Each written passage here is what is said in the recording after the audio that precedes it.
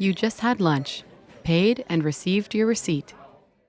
What is marked with a circle?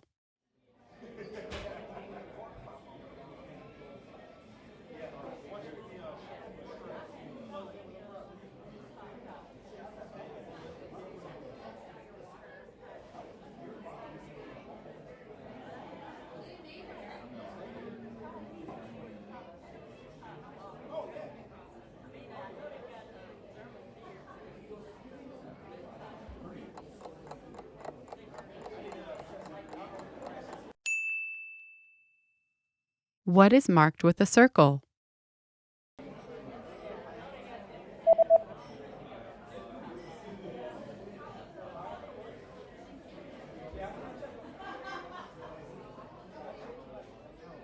The circled parts of the receipt tell you the subtotal and the total. Zwischensumme, Gesamtbetrag.